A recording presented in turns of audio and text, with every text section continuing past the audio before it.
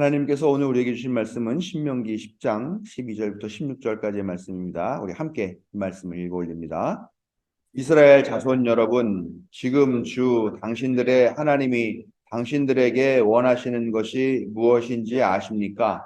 주 당신들의 하나님을 경외하며 그의 모든 길을 따르며 그를 사랑하며 마음을 다하고 정성을 다하여 주 당신들의 하나님을 섬기며 당신들이 행복하게 살도록 내가 오늘 당신들에게 명하는 주 당신들의 하나님의 명령과 규례를 지키는 일이 아니겠습니까? 그렇습니다. 하늘과 하늘 위의 하늘, 땅과 땅 위의 모든 것이 다 주 당신들의 하나님의 것입니다. 그런데 주님께서는 오직 당신들의 조상에게만 마음을 쏟아 사랑하셨으며 많은 백성 가운데서도 그들의 자손인 당신들만을 오늘 이처럼 택하신 것입니다. 그러므로 당신들은 마음의 할례를 받고 다시는 고집을 부리지 마십시오. 아멘. 우리의 약함과 무지를 깨우치시고 힘있게 하시며 생명의 길로 인도하시는 항상 오르신 하나님의 사랑과 자비가 오늘 예배하기 위해 하나님 앞에 나온 자녀들에게 함께 하시길 성어버이 성자 성령의 이름으로 축원드립니다. 우리는 하나님의 피조물이자 자녀로 선택받은 그런 존재들입니다. 그렇기 때문에 우리가 하나님께서 우리에게 원하시는 것이 무엇인지 제대로 알고 살아야 하는 건 당연하겠지요. 그럼 하나님은 어떤 분이신가 하는 것을 알아야 우리가 하나님께서 원하시는 게 무엇인지를 깨닫게 되죠. 성서에서는 신이라고 하는 일반 명사를 하나님이라고 부릅니다. 하나님이 두 가지의 의미를 쓰인다는 거죠. 신이라고 하는 보통 신적인 존재를 일으키는 그런 말이면서 또 하나님, 우리가 믿고 있는 그분 하나님을 이렇게 가리키는 그런 단어 두 가지의 의미를 갖고 있습니다. 그렇지만 성서에서는 이 세상에는 오직 유일신 하나님밖에 계시지 않다라고 그렇게 고백을 하고 선언을 하고 있기 때문에 그러면 그 신은 바로 하나님이 되는 거죠. 물론 우상들은 신이 아니니까 우상들을 신이라고 부르지는 않고 있고 그 우상들을 무슨 우상 이렇게 부르고 있습니다. 우리가 그동안 많이 들어본 그런 신화와 전설과 옛 이야기에 따르면 신은 대부분이 인간들에게 무엇인가를 요구합니다. 금과 뭐 은 같은 그런 보물, 또 보석, 뭐 아니면 값진 그런 것들을 요구하거나 동물 같은 것들을 잡아서 제사를 지내기를 요구하고 있습니다. 그런데 그거에서 끝나는 게 아니라 더 나아가서는 소위 말하는 인신공양, 인신제사, 즉 사람의 목숨까지도 요구하고 있는 것이 신들의 일반적인 모습이라는 것이죠. 더 가치 있는 것을 바칠수록 더 큰 은혜를 베푼다 하는 것이 그 신앙의 일반적인 조건인 것이죠. 그래서 뭐 양을 드리는 것보다는 더 큰 소를 드리는 게 낫고 소를 드리는 것보다는 사람을 제물로 바치는 게 더 은혜를 받는다. 그런 일반적인 신앙들을 가지고 있는 것 같습니다. 지중해에 있는 고대 역사가들이 이렇게 여러 연구를 해보니까 옛날에 페니키아 사람들이 몰렉이라는 신을 섬겼어요. 몰렉은 우리 성서에도 나오는 그런 신이죠. 근데 이 몰렉에게 제사를 지내는 방식이 어땠는가 봤더니 무시무시한 방법을 하더라는 겁니다. 아주 청동으로 거대한 몰렉 신상을 이렇게 만들어 놓는답니다. 그리고 그 손은 이렇게 손을 좀 크게 만들어서 이렇게 뭔가를 달라는 듯이 이렇게 손을 내밀고 있는 그런 모습으로 만든다고 그래요. 그런데 이 신상의 가운데 몸체 가운데는 거대한 아궁이를 만들어 놓는다 그래요. 그러고서 그 아궁이에다가 불을 지피는 거죠. 그 불을 한참 지피면 이 청동 신상이 완전히 빨갛게 달궈진답니다. 그러면 그때 이 페니키아 시민들의 갓난 맏 아이를 이 새빨갛게 달궈놓은 이 손 위에다가 올려놓는다고 합니다. 그럼 어떻게 되겠습니까? 이 아기가 뭐 그냥 금방 확 불 붙어서 타 죽게 되겠죠. 그 타 죽으면 거기서 떼굴떼굴 굴러가지고 이렇게 아궁이 안으로 떨어지게 그렇게 구조를 만들어 놨다라고 합니다. 그럼 뭐 얼마나 그게 보기만 해도 끔찍한 일이겠죠. 그 아기의 비명 소리가 타 죽으면서 짓는 그 단말마의 비명에 또 그 아이를 잃은 부모의 울부짖는 소리 이런 게 막 들리니까 이런 것들을 지우기 위해서 더 크게 막 이 북을 두들겼다라고 합니다. 그런데 북소리가 높아질수록 그 제사에 참여한 사람들은 더 열광적인 걸 하겠죠. 하나님 우리가 몰렉이죠. 몰렉님 우리가 이 생명을 인간 생명을 제물로 바쳤으니까 우리에게 더 큰 복을 내려주시오 하면서 막 그렇게 어, 더 열광적인 분위기로 빠져들었겠다라는 것입니다. 근데 이 페니키아가 꽤 강성한 나라였죠. 이 강성한 페니키아가 이 지중해 일대를 꽤 많이 지배하고 영향력을 미쳤는데요.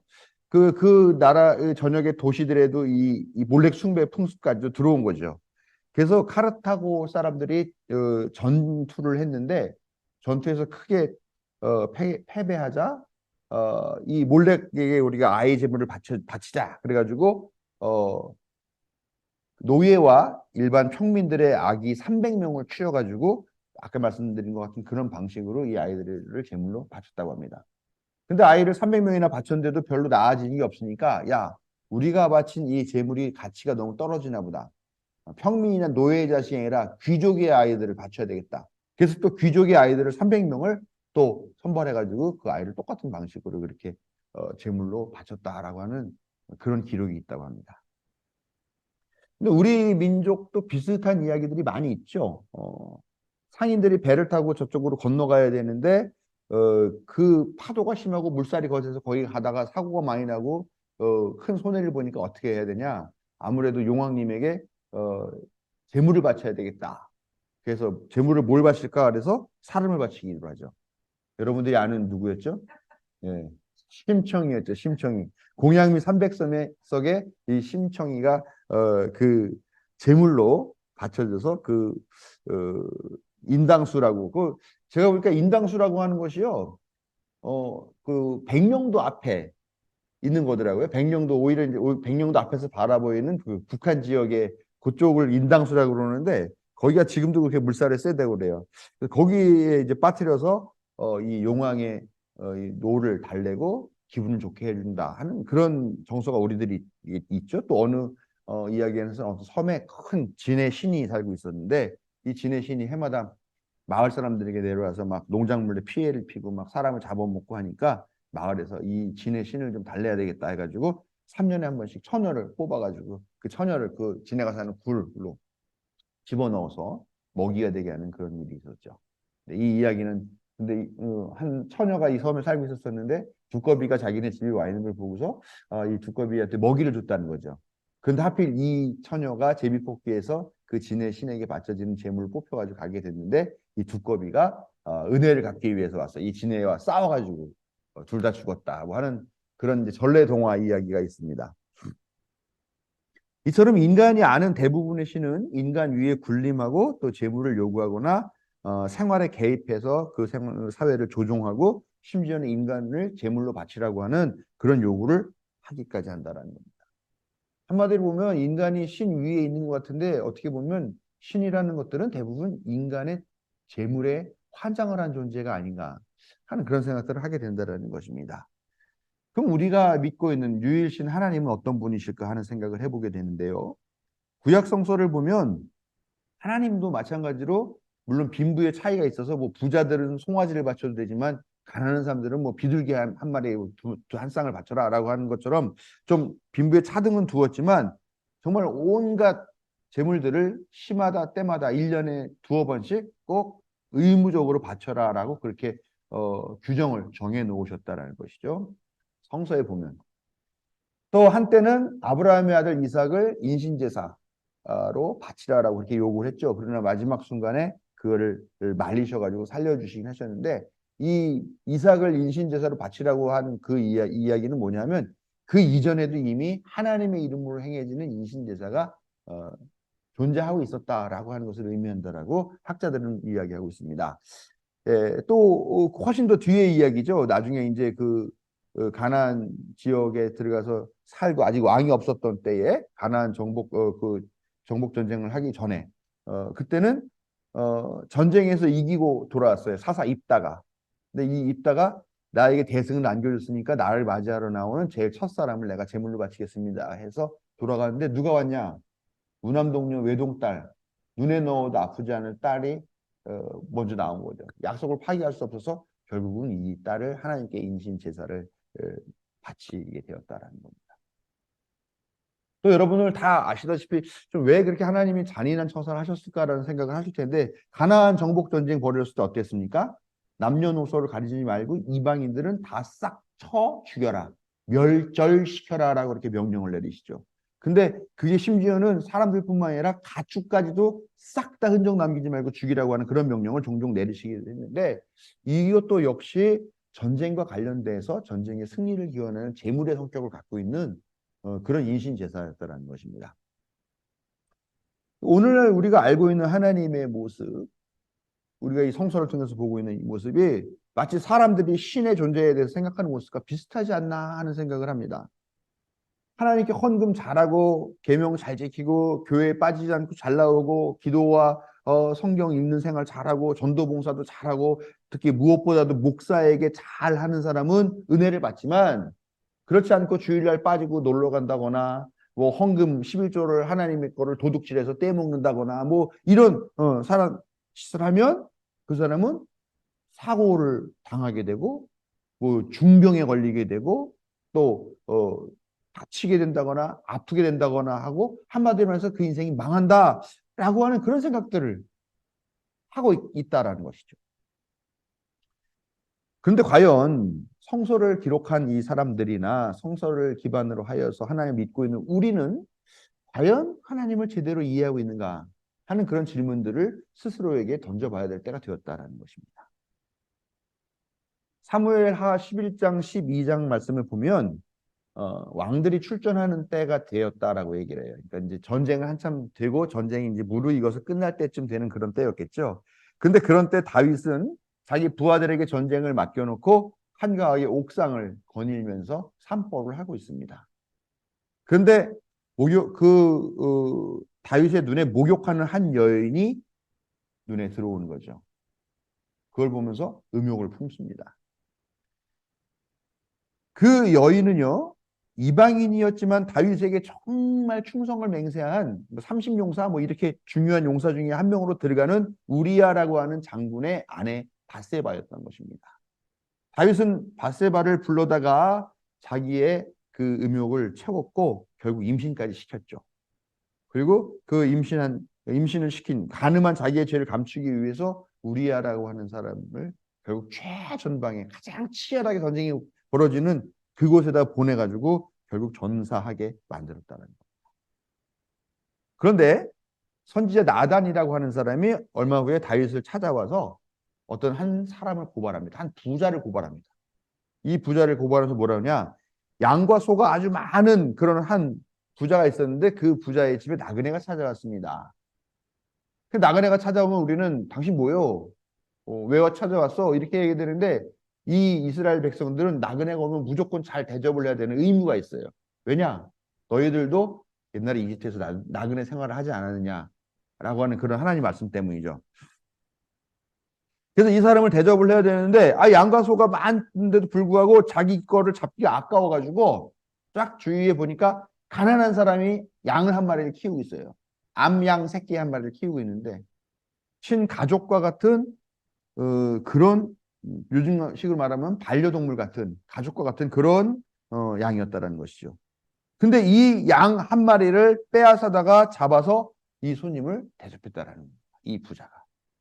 그래서 이 이야기를 들은 다윗이 어떤 반응을 보였냐는 겁니다.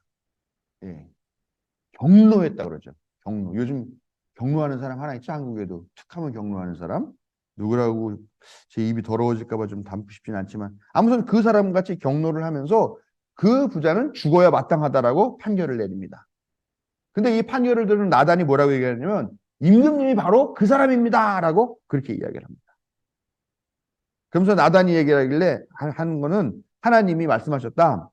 너에게 기름을 부어서 왕으로 삼고 상전의 왕궁, 즉 사울왕이죠. 사울왕의 왕궁과 안에 그 백성들을 나라를 주었고 그것으로도 부족해서 무엇이든지 말한다면 내가 더 주었을 텐데 너는 왜 이런 악한 일을 행하였느냐라고 하시면서 너의 집에 칼부림과 재앙을 일으키고 내가 보는 앞에서 너의 아내들도 빼앗아 너와 가까운 사람에게 주어서 그가 대낮에 너의 아내들을 욕보이게 하겠다라고 그런 판결, 선고를 하신다라는 겁니다.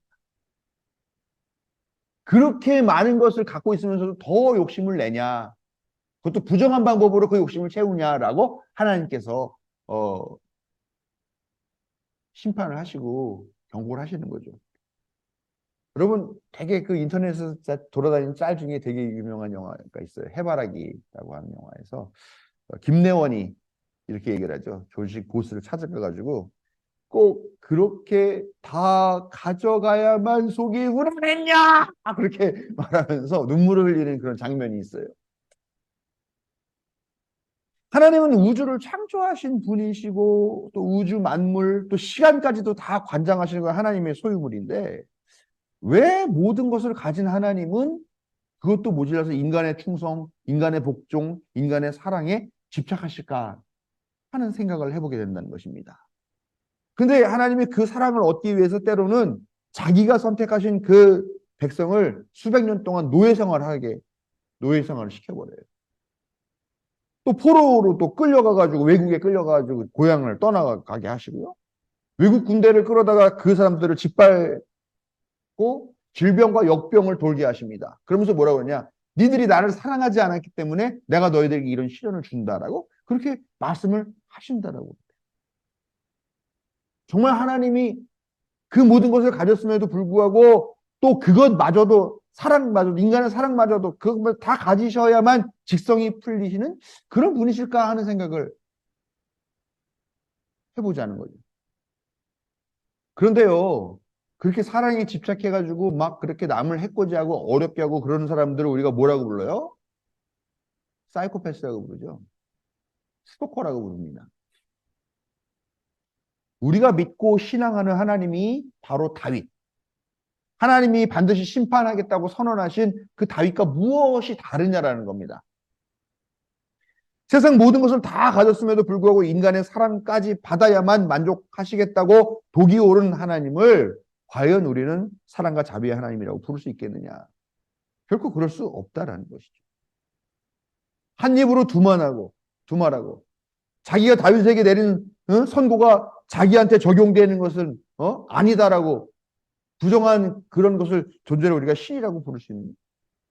요즘 정치인들 내로남불하죠. 예? 남들은 아주 그냥 추상과 같은 그런 잣대로 심판하려고 하면서 결국 자기 거는 자기 가족 것들은 다 무마해주고 넘겨주는 그런 권력들 있지 않습니까? 뭐가 다르냐라는 겁니다. 우리는 결코 그런 하나님을 믿을 수가 없죠.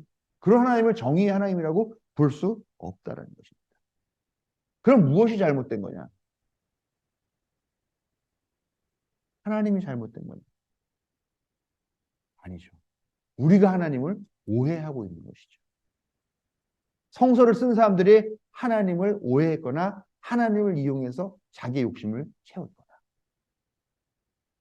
모세는 오늘 읽은 말씀을 통해서 하나님이 당신들에게 원하시는 것이 무엇인지 아느냐라고 묻습니다. 그리고 주 당신들의 하나님을 경외하며 그의 모든 길을 따르며 그를 사랑하며 마음을 다하고 정성을 다하여 주 당신들의 하나님을 섬기며 당신들이 행복하게 살도록 명하신 명령과 규례를 지키는 일, 그것이 하나님께서 원하시는 일이라고 분명하게 말하고 있습니다. 여기서 우리가 놓치지 말아야 될 단어가 있습니다. 구절이 있어요. 당신들이 행복하게 살도록. 당신들이 행복하게 살도록. 오해하지 말아야 돼요. 하나님은 우리에게 원하시는 것이 뭐냐? 강물같이 흘러넘치는 그런 기름 재물을 원하시느냐? 아니면 수천 수만의 소나 양과 비둘기 그런 재물이냐? 아니면 그것도 모자라서 우리의 생명을 기꺼이 불태워가지고 하나님께 바치는 그런 인신제사냐? 그런 것들은 절대 아니다라는 겁니다. 그런 게 하나님한테 왜 필요합니까? 이미 하나님 거지 않습니까, 우리가? 우리가 하나님을 믿건 하나님을 사랑하건 사랑하지 않건 불교를 믿건 우리는 이미 하나님 거잖아요. 하나님 굳이 우리가 없다고 해서 뭐가 아쉽겠습니까? 나 하나 따위가? 하나님은 그저 우리가 행복하게 사는 것을 원하고 계신다.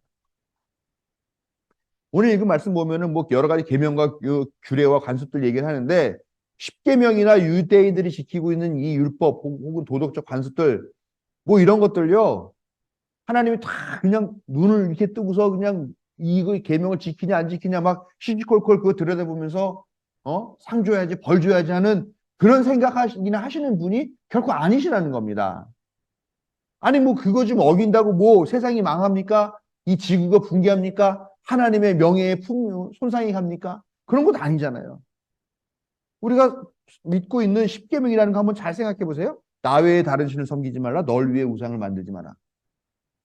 쓸데없이 이런저런 우상 숭배한다고 따라다니면서 애 불태워 죽이고 뭐 지 몸 불태워 죽이고 하는 그런 거 하지 말고 시간 들이지 말고 재물 들이지 말고 그냥 하나님 한 번만 섬겨라. 하나님이 얼마나 좋은 분인지 아냐? 하나님은 생명, 평화, 정의, 사랑, 자유, 평등과 같이 인간에 있어서 꼭 필요한 그런 고귀한 가치들을 하나님이라고 말한다. 이게 하나님의 이름이에요. 그래서 하나님의 이름을 모욕하지 마라, 망령되이 일컫지 말라라고 그렇게 또 십계명에 말씀하신 거예요. 안식일을 기억하여 거룩하게 지켜라. 안식일 없으면은 노예들은 정말 1년 12달 365일을 하루도 쉬지 못하고 일하다가 과로사에서 죽겠죠. 하나님께서 그렇게 하지 말고 안식일에는 쉬어야 한다라고 하면서 쉬지 않고 일시키는 그 노동을 강요하는 행태를 금지시킨 것. 그게 십계명의 본뜻이라는 것이죠. 그리고 사람들이 살면서 공동적으로 만들어간 그 사회에서 지켜야 할 기본적인 약속들. 예? 부모를 공경하라. 살인, 간음, 도적질하지 마라. 예? 거짓 증언하지 마라. 탐내지 마라. 이거 아주 기본적인 규정도. 이게 뭐 이거 지킨다고 해서 하나님에게 득이 되는 게 뭐가 있을까요? 뭐가 있을까요? 없어요. 무슨 재물을 뭘 바쳐라라고 하는 건 다 나중에 인간들이 만드는 종교법이지. 하나님은 가장 중요한 십계명에서 자기한테 뭘 바쳐라, 생명 바쳐라 이런 거 요구하신 거 하나도 없다는. 전부가 다 사랑하는 자녀들이 사람답게 아름다운 세상을 만들면서 그 안에서 살게 하려고 하는 그런 가치들이고 그런 요구들이고 그런 어버이의 마음이 바로 하나님의 마음이고 하나님께서 우리에게 원하시는 것이라는 것을 우리가 분명하게 기억해야 되겠다는 거예요. 그걸 위해서 독생자 예수 그리스도를 우리에게 보내주신 거예요. 폭력적인 신은요, 그 신과의 친소 관계를 내세우면서 신의 이름 뒤에 숨어서 자기의 이익을 챙기고 약자들 위에 군림하는 그런 계급, 그런 세력이 반드시 등장하게 되어 있습니다. 오늘날 교회도 크게 다르지 않은 것 같죠? 교회에서 특정 세력이 신의 대리자를 자처하면서 독선을 부릴 때 그거는 더 이상 교회가 아닙니다. 교회가 인간에게 굴레, 뭐 율법, 계명, 뭐 이런 법률 뭐 이런 걸로 굴레를 만들어서 씌우고 그래서 그걸 통해서 다른 사람들을 배제하고 차별하고 혐오하게 만들면 그것도 더 이상 교회가 아닙니다. 환상적이고 열광적인 행복감을 주입하면서 야, 이 사회는 등지고 이 교회에나 매여 이 교회만 나와라고 하면서 종교에 매이게 하는 것도 진짜 교회가 아닙니다. 무엇보다도 우리가 하나님을 섬기고 이 교회에 나오는 것을 통해서 행복하게 느끼지 않는다면 그건 교회도 신앙도 하나님도 아닐 것입니다. 하나님은 우리의 행복을 원하십니다. 하나님께서 우리에게 요구하시는 것, 원하시는 것, 그것은 우리의 행복입니다. 이제부터라도 우리가 하나님을 바로 알고 우리의 행복을 원하시는 하나님을 만나 진짜 행복한 신앙인이 되시길 빕니다. 여러분에게 하나님의 사랑과 자비가 함께 하시기를 축원합니다.